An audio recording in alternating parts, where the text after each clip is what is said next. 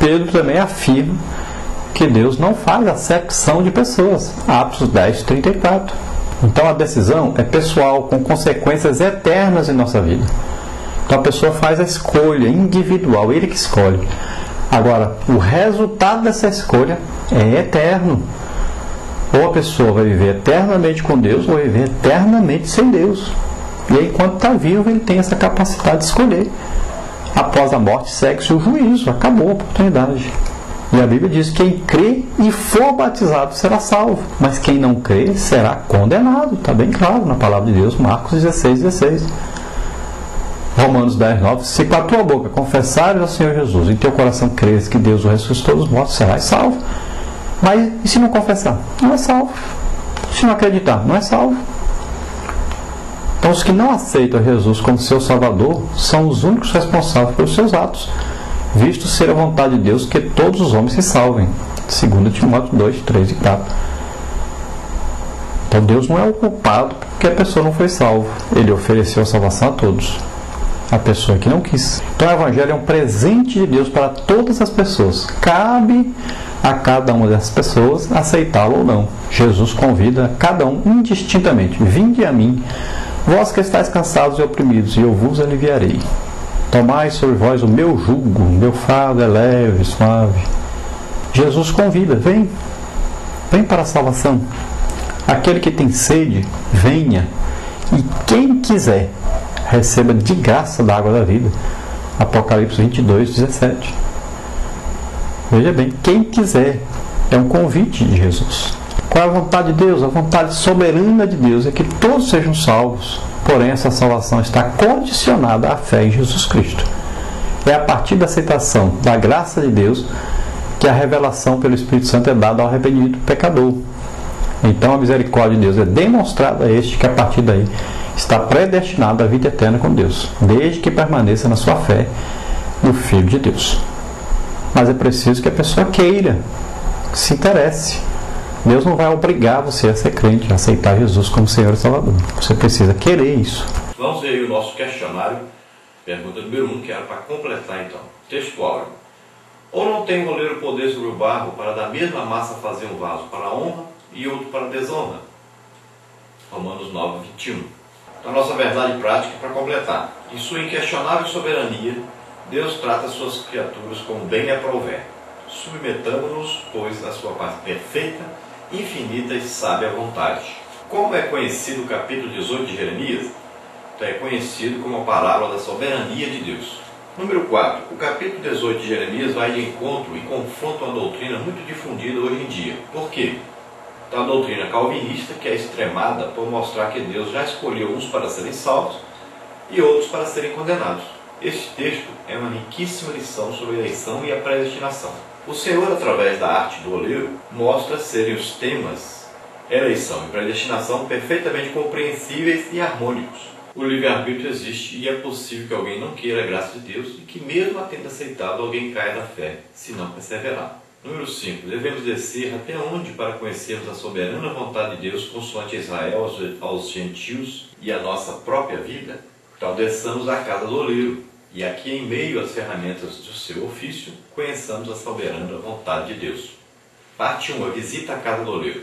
Pergunta 6. Onde era a casa do oleiro em Jerusalém? Então, achava-se localizada provavelmente no extremo sul de Jerusalém, nas cercanias da porta do oleiro e do vale dos filhos de Inom. Número 7. Quais eram os instrumentos de trabalho do oleiro? Posto que eficazes, eram bem simples os instrumentos do oleiro. Eram duas rodas superpostas. A inferior acionada com os pés movimentados na superior, onde o oleiro colocava argila a fim de moldá-la de acordo com a sua concepção. E assim, em movimentos simples, mais seguros, era o barro transformado em vasos e outras vasilhas, tão úteis no dia a dia das senhoras hebreias. Número 8. O que buscava Deus com esta parábola na casa do oleiro para os filhos de Israel? Então deixa uma importante lição. Pensavam estes que, pelo simples fato de serem descendência de Abraão, achavam-se a salvo dos juízos e dos castigos divinos. O Senhor, porém, mostra-lhes que todos, judeus e gentios, nos encontramos sob a sua jurisdição. Assim como o oleiro tem poder sobre a argila, de igual modo trata-nos Deus consoante a sua soberania, levando sempre em conta naturalmente o livre-arbítrio com que ele nos dotou.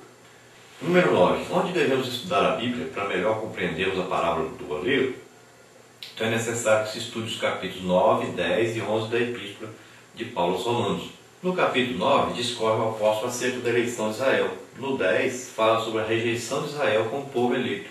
E no 11, trata da futura reconciliação de Israel com o Messias. Número 2. A soberania de Deus. Pergunta 10 para completar. A soberania de Deus é uma das mais difíceis doutrinas das Sagradas Escrituras. E só viremos a entendê-la corretamente se nos mantivermos centrados nas Sagradas Escrituras, sem nos desviarmos nem para o predestinacionismo absoluto e cego, nem para o chamado deísmo. Número 11. Qual a definição de soberania de Deus? A soberania de Deus é a autoridade inquestionável que ele exerce sobre todas as coisas criadas, quer na terra, quer nos céus, de tudo dispondo conforme os seus conselhos e desígnios. Sua soberania está baseada em sua onipotência, onipresença e onisciência. Deus é absoluto e necessário.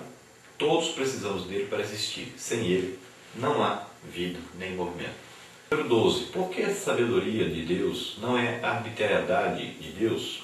A soberania é o instrumento legítimo de Deus através da qual executa ele toda a sua vontade, visando a plena consecução de seus decretos. Sendo infinitamente santo e justo e criador de tudo quanto existe, tem o seu Deus autoridade sobre todas as coisas, sobre as criaturas morais, e tudo fará a fim de que o seu plano redentivo seja integral e perfeitamente cumprido. Deus jamais criaria uns para a salvação e outros para a danação eterna. Isto contrariaria os dois principais atributos de sua bondade, santidade e justiça. Como entender, então, ambas as doutrinas, eleição e predestinação? Então, a predestinação é universal, ou seja, Deus, em seu profundo e inigualável amor, predestinou todos os seres humanos à vida eterna. João 3,16. Por conseguinte, ninguém é chamado à vida para ser lançado no lago de fogo, que, conforme bem acentuou Jesus, fora preparado para o diabo e aos seus anjos. Mateus 25,41. Cumpre ressaltar, porém, que o fato de o homem ser predestinado à vida eterna não lhe garante a posse compulsória desta.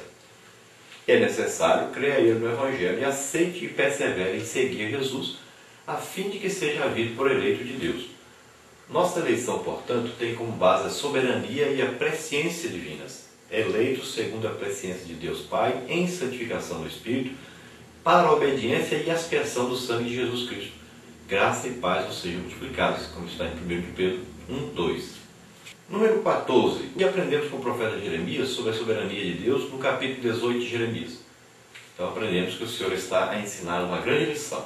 Embora hajamos sido escolhidos para ser a sua particular herança, devemos cumprir as cláusulas da aliança que ele conosco estabeleceu por intermédio de Cristo Jesus. Hebreus 12, 23 e 24. Caso contrário, haveremos de ser reprovados como foram os israelitas. Não basta ser filho de Abraão, é necessário fazer as obras de Abraão. Mateus 3,9, João 8,39. Parte final, número 3, o crente é a vontade de Deus. Para completar, número 15. É chegado o momento de encararmos com mais seriedade a soberania de Deus. O mesmo goleiro que de uma argila disforme formou Israel, também chamou-nos de entre as nações, constituindo-nos um povo santo, especial e de boas obras. Como estamos encarando a soberania de Deus? Temos considerado a sua vontade? Ou achamos que frágeis vasos temos autoridade sobre o oleiro? Humildemente oremos, seja feita a tua vontade, assim na terra como no céu. Conclusão. Para completar, número 16. É chegado o momento de nos submetermos à vontade de Deus. Ele é o oleiro, nós apenas a argila. De acordo com a sua soberania, estará trabalhando em nossas vidas. Uns vasos de honra, outros de desonra. 2 Timóteo 2,20. Submetamo-nos, pois, à sua vontade, a fim de que ele, de conformidade com o seu querer, opere abundantemente em nossa vida. Vamos orar juntos. Se você está doente, está enfermo, este é o momento de você também orar, recebendo a sua cura. Vamos orar. Ó Pai, em nome de Jesus, te apresentamos essas vidas. Salva, Senhor, neste momento. Ó Senhor, convence-os do pecado, da justiça e do juízo. Em nome de Jesus, ó Pai, ajuda essas vidas a se encontrarem contigo. Ó Pai, escreve os seus nomes no livro da vida, Senhor, dá a eles a paz, a alegria do Espírito Santo. Oh, de graça mirar, de graça mistério e força minha.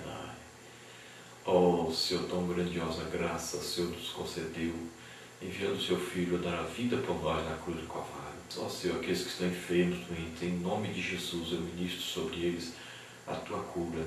Nós te agradecemos em nome de Jesus, Senhor. Amém. Glória a Deus.